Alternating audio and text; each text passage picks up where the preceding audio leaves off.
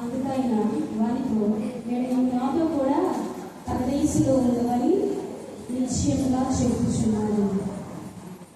యేసు ప్రభువు వారు ఈ మాట దొంగలు చెప్పుచున్నమాట. ఆ రోజుల్లో అసలు సిలువ ఎందుకు వేసేవాళ్ళు, ఆ సిలువ శిక్ష అనేది ఎందుకు వేసేవాళ్ళు అంటే ఎలాంటి వాళ్ళు వేసేవాళ్ళు? బండి కొట్టు దొంగలకి, నరహంతులకి, దేశద్రోహులకి, అలాంటి వారికి ఈ శిక్ష వేసేవాళ్ళు. కానీ మన యేసయ్య ఏ తప్పు చేయలేదు, ఆయనలో ఏ తప్పిదము లేదు, కానీ ఆయన కూడా ఆ శిక్ష వేశాడు. లేఖనము నెరవేరబడినట్లుగా యెషయా గ్రంథంలో 53వ అధ్యాయం 12వ వచనంలో చెప్పబడినట్లుగా అతిక్రమము చేయని వారిలో ఒకరిగా ఎంచబడిన వాడాయను. ఆయన ఏ తప్పు చేయనప్పటికీ తప్పు చేసిన వారిలో ఒకరిగా దేవుడు ఎంచబడ్డాడు. అయితే యేసయ్యకు సిలువ శిక్ష వేసినప్పుడు ఇటువైపు ఒక దొంగ, అటువైపు ఒక దొంగ వేలాడదీయబడ్డాడు. వారి పేర్లు అయితే బైబిల్లో రాయబడలేదు, కానీ చరిత్రలో రాసినట్టు ఒక బైబిల్లో చెప్తే నేను విన్నాను. వాళ్ళ పేర్లు గెట్సెస్, డిస్మస్. ఆ దొంగలో ఇద్దరు దేశద్రోహులే, ఇద్దరు నరహంతకులే, ఇద్దరు ఎన్నో పాపపు కార్యాలు చేసిన వారే, వాళ్ళు ఎన్నో కుటుంబాల్లో విషాదాన్ని మిగిల్చిన వారే. కానీ ఆ ఇద్దరు దొంగలకి ఒక వ్యత్యాసం ఉంది. మొదటి దొంగ అంటున్నాడు, నువ్వు క్రీస్తువు కదా, నువ్వు లోకరక్షకుడు కదా, నువ్వు నిన్ను రక్షించుకొని మమ్మల్ని కూడా రక్షించు, ఆ మేకులు తీసేసుకో, మమ్మల్ని కూడా నువ్వు రక్షించు, అప్పుడు మేమందరం నిన్ను నమ్ముతాం, మీరే మెస్సయ్యని నమ్ముతాం, మీరు నీతి మంతులని మేమందరం నిన్ను వెంబడిస్తామని ఆ దొంగ మాట్లాడుతున్నాడు, మొదటి దొంగ. అయితే రెండో దొంగ మాట్లాడుతున్నాడు, అతన్ని మొదటి దొంగని గర్దిస్తున్నాడు, నువ్వేం మాట్లాడుతున్నావు, నువ్వు దేవునికి భయపడవా అని మాట్లాడుతున్నాడు. మాట్లాడుతూ మనం ఈ శిక్షకు అర్హులమే, మనం ఎన్నో పాపాలు చేశాం, ఎన్నో నేరాలు చేశాం, ఎన్నో కుటుంబాల్లో మనం విషయాలు మిగిల్చాం, కాబట్టి ఇలాంటి శిక్షకి మనం అర్హులమే, ఇలాంటి శిక్ష మనకి సరైనదే, ఇలాంటి శిక్ష మనము అనుభవించాల్సిందే. కానీ ఈయన ఏ తప్పు చేయలేదండి, ఈయన ఏ పాపము చేయలేదు, ఈయన ఏ దోషము చేయలేదు, ఈయన ఏ తప్పిదము లేదు. ఈయన మన కొరకు మనల్ని విమోచించడానికి వచ్చిన దేవుని గొర్రెపిల్లండి, మనల్ని కాపాడడానికి, మన పాపము నుండి మనల్ని విడిపించడానికి వచ్చిన దేవుని గొర్రెపిల్ల, మనం చేసిన పాపాలకి క్రయధనాన్ని చెల్లించడానికి వచ్చారు. ఈయన లోక పాపములను మోసుకొని దేవుని గొర్రెపిల్ల, ఈయనలో ఏ తప్పిదము లేదని చెప్పి నీ రాజ్యంలోకి వచ్చినప్పుడు నన్ను జ్ఞాపకం చేసుకో, నీ రాజ్యంలో నన్ను జ్ఞాపకం చేసుకోయా అని ఆ రెండో విధంగా యేసయ్యను వేడుకుంటున్నాడు.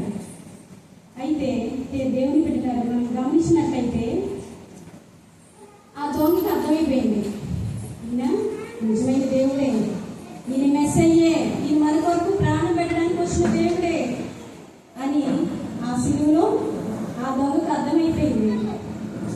ఎలా అర్థమైంది? వాళ్ళు గమనిస్తున్నారు, ఆ ఇద్దరు దొంగలు దేవుని గమనిస్తూనే ఉన్నారు. గమనిస్తున్నప్పుడు మరి ఏం జరుగుతుంది? క్రింద అనేక మంది ప్రజలు కేకలు వేస్తున్నారు. ఈ ఇద్దరు దొంగలు కూడా అప్పటి వరకు ఆయన యేసు ప్రభువుని దూషించిన వాళ్ళే, అందరితో పాటు వీళ్ళు కూడా ఆయన తిట్టిన వాళ్ళే, అందరూ ఆయన తేడాగా మాట్లాడుతున్నారు, అందరూ దూషిస్తున్నారు, ఆయన అందరూ చెడ్డ మాటలు పలుకుతున్నారు, ఆయన మొహం మీద పిడుగుతులు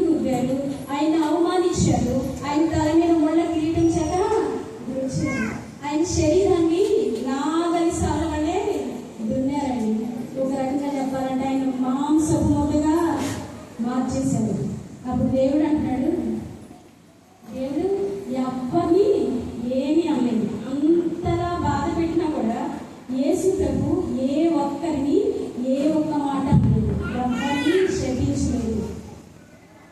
కానీ ఆయన అంటున్నాడు ఫస్ట్ మాట, సిలువలో ఫస్ట్ మాట ఏమన్నాడు? తండ్రి ఏం చేయించున్నారో వీళ్ళు ఎదురు కనుక క్షమించు. ఆ మాట సిలువలో ఆ ఫస్ట్ మాట ఆ దొంగ విన్నాడండి. ఆ దొంగని అనుకుంటున్నాడు, నేను ఎంతో మంది ఈ లోకంలో చూశాను, ఎంతో గొప్పవారిని చూశాను, ఎంతో మంది గనులను చూశాను, ఎంతో మంది న్యాయస్తులను చూశాను, ఈ సమాజంలో నేను ఎంతో మందిని చూశాను, కానీ ఇదిగో ఇలాంటి వ్యక్తిని నేను ఎన్నడూ చూడలేదు. ఇలాంటి వ్యక్తిని నేను ఎన్నడూ చూడలేదు. ఇలా ప్రేమించే వ్యక్తిని నేను ఎన్నడూ చూడలేదు. ఈయనలో ఇంత ప్రేమ ఉందా, ఈయనలో ఇంత జాలి ఉందా, ఈయనలో ఇంత కరుణ ఉందా? నిజంగా ఈయన మెస్సయ్యే. అప్పుడు నమ్మానండి. అక్కడ ఏ పాస్టర్ గారు వచ్చి ఆ దొంగకు బోధ చేయలేదు. యేసు ప్రభు సిలువలో ఆ దొంగకు బోధ చేయలేదండి, సువార్త చెప్పలేదండి. దేవుడు ఆ దొంగతో, నువ్వు నన్ను ప్రార్థన చేసుకో, నేను పాపం నేను విడిపిస్తాను, నా రాజ్యాన్ని తీసుకెళ్తానని దేవుడేం చెప్పలేదు. దేవుడు చెప్పింది ఒకటే మాట, తండ్రి వీరేమి చేస్తున్నారో వీరు ఎవరు కనుక వీరిని క్షమించు. ఆ మాట విని ఆ దొంగ మార్చబడ్డాడు. ప్రియ దేవుని బిడ్డలారా, ఆ దొంగ ఇంతకుముందు ఎలా బ్రతికి ఉండొచ్చు, ఇంతకుముందు ఎన్నో పాపాలు చేసి ఉండొచ్చు, ఇంతకుముందు ఎన్నో నేరాలు చేసి ఉండొచ్చు, కానీ యేసు ప్రభు నిజమైన దేవుడిని తెలుసుకున్న తర్వాత, ఆయనే లోకరక్షకుడిని తెలుసుకున్న తర్వాత, అయ్యా నన్ను క్షమించు, ఈ లోకంలో నేను పాపిగానే జీవించాను అయ్యా, ఈ లోకంలో నా బ్రతికంతా మురికి గొడ్డవలే ఉందయ్యా, ఈ లోకంలో నేను చేయడానికి తప్పులన్నీ చేశానయ్యా, ఈ లోకంలో నేను ఎంతో మంది కుటుంబాల విషాదం మిగిల్చానయ్యా, నేను చాలా పాపాలు చేశానయ్యా, అయ్యా నన్ను క్షమించు, నన్ను క్షమించు ప్రభు అని ఆయన దగ్గర ఒప్పుకొని, నీ రాజ్యంలో వెళ్ళినప్పుడు జ్ఞాపకం చేశాను. అప్పుడు అంతా చేశాను, నువ్వు నాతో కూడా పరదేశిలో ఉంటావని అర్థమని వాగ్దానం చేశాడు దేవుడు. నిజమే ప్రియ దేవుని పెడతారు. మరి మనం కూడా ఈ లోకంలో తప్పులు ఒప్పుకుంటున్నామా? మనం మనుషుల ఎదుట ఒప్పుకుంటున్నామా? మనం బహిరంగంగా ఒప్పుకుంటున్నామా? మత్తయి సువార్త 32వ అధ్యాయము 33వ వచనం ఒకసారి చూసినట్లయితే, మత్తయి సువార్త 32వ అధ్యాయము 33వ వచనం.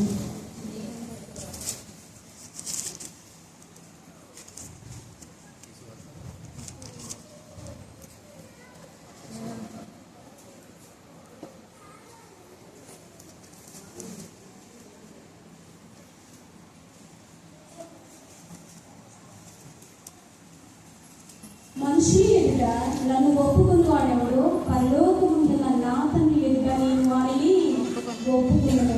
మనం ఎవరి ముందైతే మన పాపాలను ఒప్పుకుంటామో, అప్పుడు మన మనుషుల ముందు మన పాపాలను, లేకపోతే మనం చేసిన ఏమైనా తప్పులు ఉంటే మనం ఒప్పుకుంటే, దేవుడు తన తండ్రి ఎదుట ఒప్పుకుంటానని లేఖనంలో సెలవిస్తున్నాడు.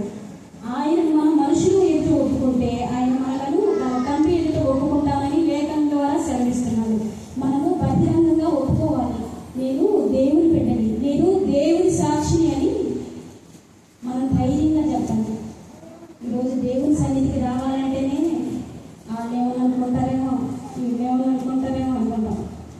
చర్చికి బైబుల్ తీసుకురావాలంటే సిగ్గు, అబ్బో ఈయన బైబుల్ కొట్టుకుంటున్నాడు,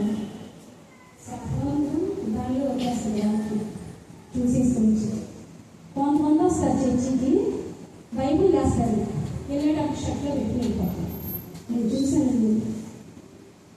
మన మనుషులు కూడా కనపడేలాగా మన ప్రవర్తన ఉండాలండి, అప్పుడే కదా వాళ్ళు మారుతారు.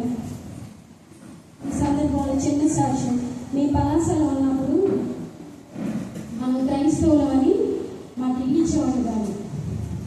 ఒకవేళ ఇల్లు ఇచ్చారనుకో, మీరు ప్రార్థన పెట్టకండి ఉంటారు అని ఉంటారు. ఒకవేళ సరే మనం దాన్ని కూడా ఒప్పుకొని దిగామనుకో, మనతో ఎవరితో మాట్లాడతారు. పలాసలో మీరు 4 సంవత్సరాలు ఉంటే మొదటి 1 సంవత్సరం మాతో ఎవరితో మాట్లాడారు.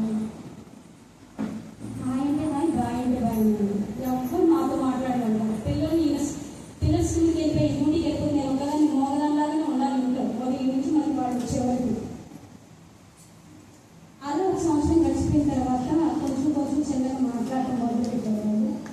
అప్పుడు నేను దొరికింది సమయం దేవుడి గురించి చెప్పేదాన్ని. వాళ్ళకి దేవుడి గురించి ఏం తెలియదు.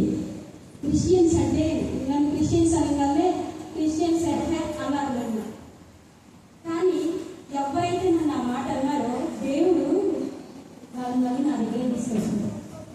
ఆ అమ్మాయి వాళ్ళ నాన్నకి బాగోలేదని సీరియస్ కండిషన్లో ఉంది. మా నాన్నకి బేబీ అని కొంచెం ప్రార్థన చేస్తావా మా నాన్నగారు అడిగింది. ఒకప్పుడు నన్ను చేదరించుకున్నది దేవుని పెట్టినని నన్ను చేదరించుకుని నాకు వచ్చి వెళ్ళి ప్రార్థన చేస్తావా అని అడిగితే తప్పకుండా చేస్తాను. వెళ్ళి హాస్పిటల్కి వెళ్ళి ముందు ప్రే చేసుకున్నాను. ఏసయ్యా నేనైతే ఏం చేయలేను, కానీ వాళ్ళు నమ్మాలంటే మీరు అక్కడ కార్యం జరిపించాను అని హాస్పిటల్కి వెళ్ళాను. అక్కడికి వెళ్తే అక్కడ ఏం లేవు. కొంచెం బాటిల్లో వాటర్ ఉంటే ఆ వాటర్ ప్రార్థన చేసి ఆ వాటర్ కలిపి తాగించమని చెప్పాను. నిజంగా దేవుడు గొప్ప కార్యం చేశాడండి. వాళ్ళు చెప్పారు వాళ్ళకి ప్రార్థన కూడా తెలియదు. కొంతమంది నమ్మాలి వచ్చి మాత్రం వేసేవాళ్ళు తగ్గిపోయింది. సాక్షాత్ దేవుడు నా జీవితంలో చాలా చేశాడండి. నేను అనేక ప్రాంతాల్లో ఉన్నాను. ప్రతి చోట ఏదో ఒక కార్యం నా పట్ల దేవుడు జరిగిస్తూనే వచ్చాడు. అట్లాగే మనం దేవుని ఎదుట మన పాపాలు ఒప్పుకోవాలి. అసలు బాప్తిసం అంటే ఏంటి? నేను దేవుడికి సంబంధించిన వాడనని బహిరంగంగా మన సాక్ష్యం ఇవ్వడమే బాప్తిసం. అపోస్తల కార్యంలో 10వ అధ్యాయం 43వ వచనంలో కూడా ఎవరైతే ఆయన ఒప్పుకుంటారో వారికి పాప క్షమాపణ పొందుకుంటారని దేవుని లేఖనంలో ఉంది. ఈ రోజున శిలువలో ఆ రెండోదం కూడా యేసుక్రీస్తు ప్రభువని రక్షకుడని మెస్సయ్య అని అతడు విశ్వసించాడు కాబట్టి అతనికి పాప క్షమాపణ దొరికింది. యేసు ప్రభు అతని నా రాజ్యంలో చేర్చుకుంటానని అర్థంలోకి వాగ్దానం చేశాడు. దేవుని పెట్టినారా మనము కూడా ఈ రెండవ దొంగ ద్వారా ఏం నేర్చుకోవాలి? మనం కూడా దేవుడికి భయపడాలి. యేసు ప్రభుని మనని సొంత రక్షకుడిగా అంగీకరించాలి. రేపు ఏమి జరిగినా మనకి తెలియదు కనుక, ఇదే మిక్కిలి అనుకూల సమయం కనుక, ఇదే రక్షణ దినము కనుక యేసుక్రీస్తు ప్రభువాన్ని మన సొంత రక్షకుడిగా అంగీకరిద్దాం. పరదేశంలో మనం కూడా దేవునితో పాటు ఉండాలని అందుకు సిద్ధపడి మనం జీవించాలని కోరుకుంటూ ఈ చిన్న మాట దేవుడు దీవించుకుంటాం.